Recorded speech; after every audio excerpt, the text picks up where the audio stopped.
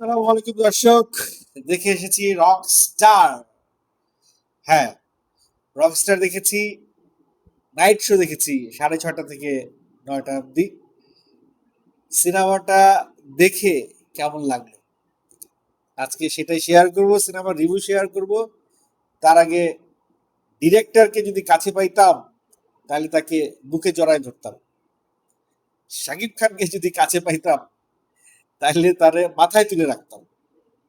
হ্যাঁ, রকস্টার দেখার পরে আমার অনুভূতিটা অনেকটা এরকম। রকস্টারে যদি ডিরেক্টরকে নম্বর দিতে হয় সে 100-তে 110। শাকিব খানকে যদি অভিনয়ের ক্ষেত্রে রকস্টারে নম্বর দিতে হয় তাহলে শাকিব খান 200, 100-তে 200। আমি আমার ক্যারিয়ার মানে সিনেমা ক্যারিয়ারে শাকিব খানের সিনেমা দেখার যতগুলো সিনেমা দেখেছি আমার কাছে মনে হয়েছে শাকিব খান তার সেরা পারফরমেন্স দিয়েছে রকস্টার সিনেমাতে। আচ্ছা, এবার ছোট্ট করে গল্পটা বলি, স্পয়লার না দিয়ে। সিনেমার গল্পটা আসলে একজন ব্রোকেন ফ্যামিলি বলা যায় না, একটা এমন একটা ফ্যামিলি থেকে একটা সন্তান, একটা সঙ্গীত, খুব বড় একজন সঙ্গীত শিল্পীর পরিবারে জন্ম নেওয়া আগুন, যে শাকিব খান ক্যারেক্টারটা করেছে, এবং তার মা একজন সোশ্যাল ওয়ার্কার। তো বাবা মা সন্তানকে সময় দিতে পারে না, দাদুর কাছে কিছুটা সময় বড় হয়, তারপরে সময়টা সে একা একাই বড় হয়। বাসাটা তার কাছে একটা বোর্ডিং স্কুলের মতো লাগে। তো এরকম একটা পরিবেশে সে যখন বড় হয় সে তখন বাবা মাকে অনেক মিস করে, সে ভালোবাসাটাকে মিস করে, বাবা মার ভালোবাসাটাকে। এই সিনেমায় সেই ভালোবাসাটা, শুধু ভালোবাসা মিস করাটাকেই দেখানো হয়েছে এই সিনেমায় প্রধান করে। একটা পর্যায়ে গিয়ে তার সঙ্গে আহ প্রেমিকা হিসেবে সাবিলা নূরের পরিচয় হয়। সাবিলা নূরকেও সে একটা সময় গিয়ে মিস করে। এই মিস করা নিয়েই পুরো গল্প। তার ভিতরে হচ্ছে গিয়ে একটা রকস্টারের উত্থান, পতন। রকস্টার কিভাবে সে রকস্টার হয়, কিভাবে সে একজন সাধারণ মানুষ থেকে একজন রকস্টার হয়ে যায়, সেই রকস্টারের জীবনে অনেক উত্থান আছে, পতন আছে, সেই গল্পটা এখানে তুলে এসেছে। এই সিনেমাটাকে যদি এক এক শব্দে বলা হয়, এটা একটা sad romantic story. Sad romantic story. এটা কোনো অ্যাকশন জনরার সিনেমা না। সো অনেকের কাছে খারাপ লাগবে, সিনেমাটা দেখে মনে হবে যে এভারেজ হয়েছে। খারাপ লাগবে বলতে মনে হবে যে এভারেজ হয়েছে যারা অ্যাকশন ডিমান্ড করছিলেন এই সিনেমা থেকে। বাট আমার কাছে মনে হয় ম্যাক্সিমাম দর্শক অ্যাকশনের কথা ভুলে যাবে এই সিনেমা দেখলে। এই সিনেমার প্রতিটা সিকোয়েন্সের মধ্যে এত টান টান উত্তেজনা যে অ্যাকশনের বিষয়টা আর মাথায় থাকবে না। প্রতি সিনেই মনে হবে যে অ্যাকশন হচ্ছে, অ্যাকশন হচ্ছে। আমি আমার কন্টেন্টে প্রায়শই নাটক, সিনেমা আর ওটিটি, এই তিনটার একটা পার্থক্য তুলে ধরি গতি দিয়ে। অর্থাৎ নাটকে যেই গতি থাকে সেই গতির চাইতে আরো বেশি গতি থাকবে সিনেমায়। সিনেমায় যে গতি থাকে তার চাইতে বেশি গতি থাকবে ওটিটিতে। সো সো গতির যে ট্রেন্ড, সেইটা ভাই 500 কিলোমিটার গতিতে চলেছে। জাপানের ওই যে একটা ট্রেন আছে না, শব্দের আগে যায়, ঠিক ওই গতিতে সিনেমাটা ছুটেছে। সিনেমার গল্প নিয়ে যদি কথা বলি, এই ধরনের গল্প বাংলাদেশে প্রথম আমার কাছে মনে হয়েছে। আমি জানি না, আমি দেখি নাই এই ধরনের গল্প নিয়ে কাজ করতে। এবং এই ট্রেন্ডে বাংলাদেশে এই ধারার নতুন একটা ধারা তৈরি করলো ডিরেক্টর আজমাইন রুশো। সিনেমায় অনেক অবজারভেশন আছে, কিছু মন্দ দিক আছে, ভালো দিক আছে। তবে ভালো দিকের পরিমাণটা এত বেশি যে মন্দ দিকটা আপনার কাছে নগণ্যই লাগবে। প্রথমেই যেটা বলতে হবে সেটা হচ্ছে শাকিব খানের অভিনয়। ভাই, এই রকম অভিনয়, মানে এত চেঞ্জ, এত ডাইমেনশন অভিনয়ের মধ্যে আমার কাছে মনে হয় না বাংলাদেশে কেন, বলিউডেও এরকম কম অভিনেতা আছে যে এই ধরনের অ্যাক্টিং ডেলিভারি দিতে পারবে। আমি সিনেমা রিলিজের আগে আপনাদেরকে একটা কথা বলেছিলাম যে যারা রণবীর কাপুরের রকস্টার দেখেছে তারা রকস্টার মাথায় রেখে এই সিনেমাটা দেখবে এবং রকস্টারের সঙ্গে কম্পেয়ার করা শুরু করবে। আমার ভেতরেও সেটাই কাজ করছে। কিন্তু আমার কাছে মনে হয়েছে অনেক জায়গায় রণবীর কাপুরের চাইতে অনেক ভালো অভিনয় করেছে শাকিব খান। আমার কাছে মনে হয়েছে রকস্টারের চাইতে অনেক ভালো নির্মাণ হয়েছে, বলিউডের রকস্টারের চাইতে অনেক ভালো নির্মাণ হয়েছে বাংলাদেশের আজমাইন দুশোর রকস্টার। পরিচ্ছন্ন একটা ছবি, সম্পূর্ণ পারিবারিক একটা ছবি।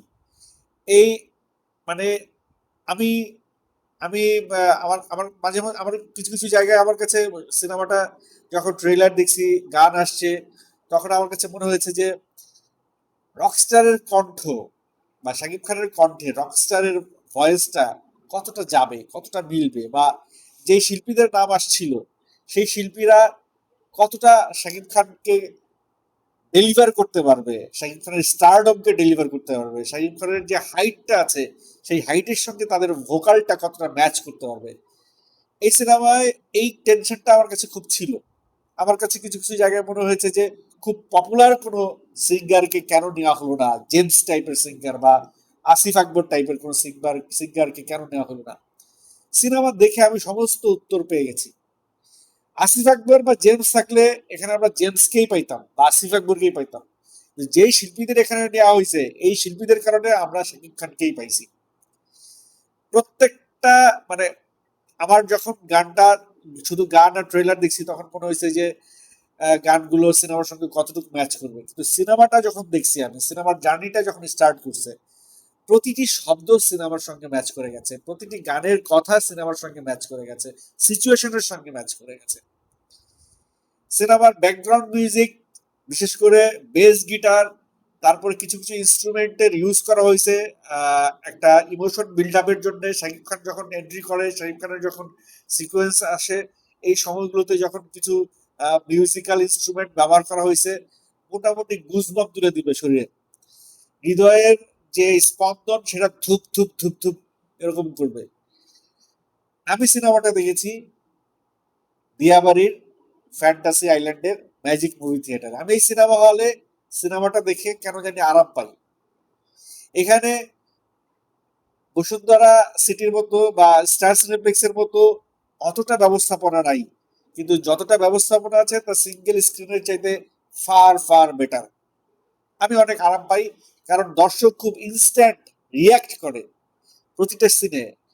অনেকদিন পরে শাকিব খানের কোনো সিনেমায় আমি এরকম শীষ বাজাইতে দেখেছি, এরকম উল্লাস করতে দেখেছি হয়েছে, বাট এই টাইপের উল্লাস অনেকদিন পরে দেখেছি। শেষ দেখেছি প্রিয়তমায়, শেষ দেখেছি বরবাদে, তারপরে দেখলাম এটা। সো দর্শক যখন রেসপন্স করে তখন ধরেই নিতে হবে যে দর্শকের কাছে এটা পৌঁছে গেছে, দর্শক এটা রিসিভ করেছে। সবচাইতে সবচাইতে আশ্চর্য হয়েছে যে বিষয়টা দেখে, যে আজকে ঈদের দিন, ঈদের দিনে 6টার শোতে, 6:30টার শোতে এটা হাউসফুল গেছে।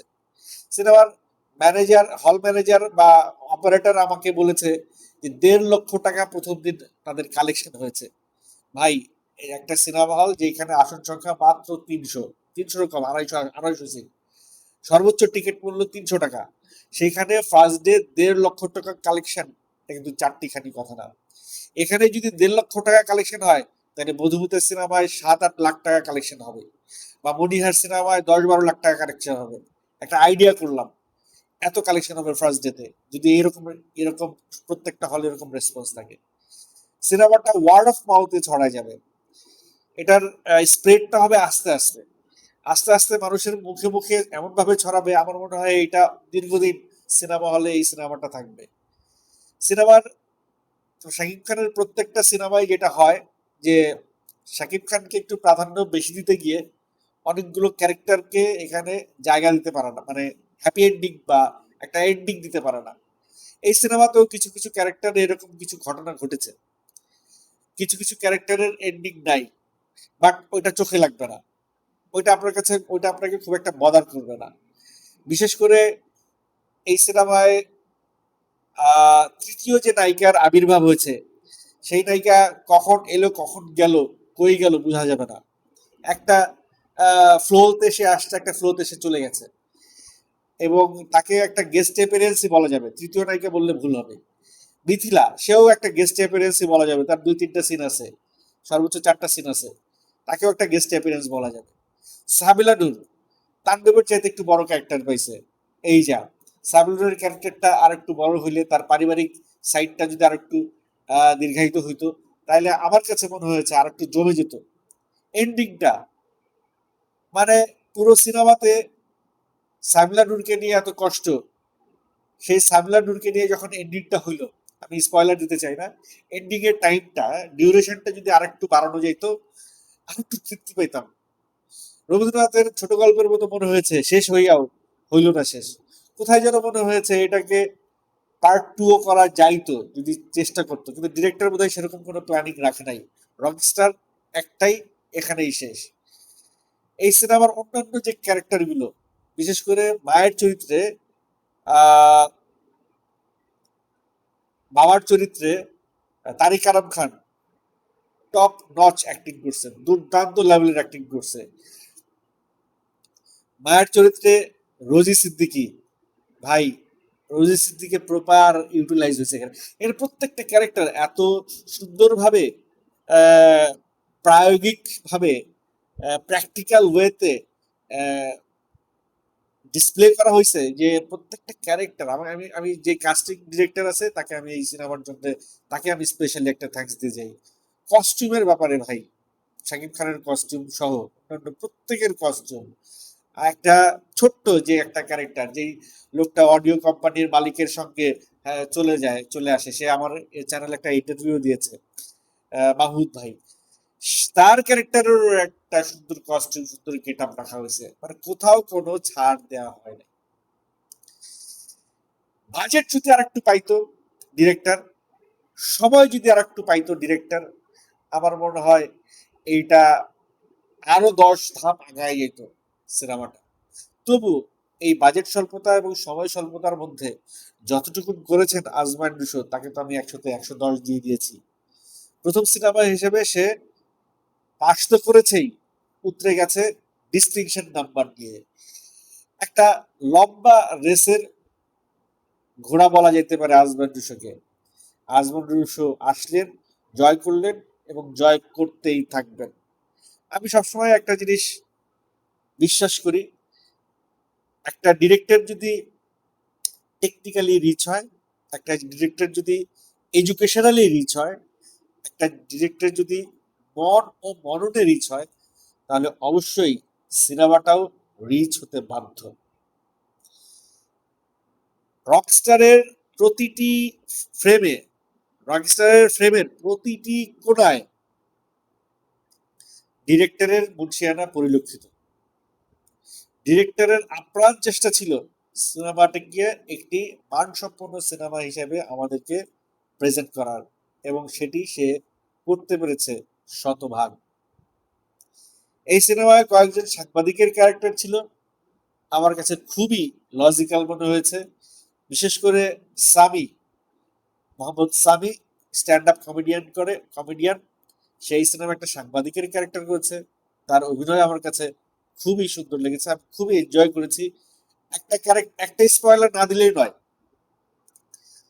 রকস্টাররা সবসময় একটু খামখেয়ালি থাকে, তাদের ভিতরে একটু খামখেয়ালিপনা থাকে। তো শাকিব খান বা আগুন সাংবাদিকদের উদ্দেশ্যে তার পোষা দুটি কুকুর ছেড়ে দেয়, এই কুকুর দুটো সাংবাদিকদের তাড়া করে। এই সাংবাদিকই শাকিব খানকে এর আগে একটি বহু প্রেস কনফারেন্সে বা দেখানো হয়েছে একটা প্রেস কনফারেন্স, যেখানে অনেক উল্টাপাল্টা কোশ্চেন করে, যেটা রিয়েল লাইফেও হয়। প্রেস কনফারেন্স হচ্ছে একটা ইস্যু নিয়ে, কিন্তু তারা প্রশ্ন করবে অন্য ইস্যু নিয়ে, সেই শ্বশুর বাড়ির ইস্যু, সেই শালির ইস্যু, সেই শালার ইস্যু, কত উদ্ভট কোশ্চেন যে সাংবাদিকরা করতে পারে, তার একটি উদাহরণ এই একটা প্রেস কনফারেন্সের মাধ্যমে দেখা দিছে। ভাই এই সিনেমাটা রিভিউ দিতে হইলে দীর্ঘ একটা রিভিউ দিতে হবে, মানে এটার প্রচুর বলা যাবে, এটা নিয়ে অনেক কথা বলা যাবে, কিন্তু আমার মনে হয় আপনারা লম্বা ভিডিও দেখতে পছন্দ করেন না। তাই এই সিনেমার রিভিউটা আমি বিশেষ বিশেষ অংশ নিয়ে, বিশেষ বিশেষ রিল বা ছোট ছোট শর্ট ভিডিও আমি আমার চ্যানেলে দিব, যেগুলোতে আমি আলাদা আলাদা করে স্পেসিফিক জায়গাগুলো আমি আপনাদেরকে ডিটেইল বলবো। কারণ এই সিনেমা দেখার মনে হয়েছে যে এই সিনেমাটা নিয়ে প্রচুর কন্টেন্ট বানাইতে হবে। এরকম একটা ভালো সিনেমা, এরকম একটা ভিন্ন ধারার সিনেমা, এরকম একটা সুস্থ ধারার সিনেমা, এরকম একটা ফ্রেশ সিনেমা আমাদের আমাদের সিনেমা ইন্ডাস্ট্রিকে একটা ফ্রেশ ভাইব দিবে। একটা অস্থিরতা বিরাজ করছিল সিনেমার ভিতরে, খালি প্রতিহিংসা, খালি বিভৎসতা, খালি মারামারি কাটাকাটি, এই সমস্ত বিষয়গুলো থেকে আমাদেরকে একটা রিলিফ দিয়েছে রকস্টার। বহুদিন পরে এরকম একটা সিনেমা পরিবার নিয়ে দেখতে যাবে। শুরু আরো একটা কথা বলে রাখি, রকস্টার কিন্তু আনকাট সেন্সর পায় নাই, যতটুকু আমি শুনেছি। কারণ কিছু কিছু জায়গায় তাদের হয়তো সিন ড্রপ করতে হয়েছে, ফেলে দিতে হয়েছে, কারণ এটা একটা রোমান্টিক ফিল্ম ভাই। রোমান্টিক ফিল্মে অনেক কিছু থাকে, যেমন বলিউডের রকস্টারে যত কিছু দেখাইতে পারছে, বাংলাদেশের রকস্টারে ততটুকু দেখাইতে পারবে না। বাংলাদেশের কালচার তাদের কালচারের সঙ্গে ম্যাচ করে না। বাট একটা রকস্টারের লাইফ কিরকম হয় সেই দিক যদি বিবেচনা করি, তাইলে রকস্টারের লাইফটা 100% পোর্ট্রেট করছে। বিশেষ করে সিনেমার প্রত্যেকটা গান, ভাই কোন গান রেখে কোন গান বলবো, প্রতিটা গান এতটা সিঙ্ক করে গেছে সিনেমার চিত্রনাট্যের সঙ্গে। আমার কাছে মনে হয়েছে one of the best film last 10 years, গত 10 বছরের মধ্যে সিনেমার ইতিহাসে one of the best film. আমি তো ফুল এনজয় করছি। আপনাদের কাছে লেগেছে রকিস্টার? অবশ্যই কমেন্ট করে জানাবেন।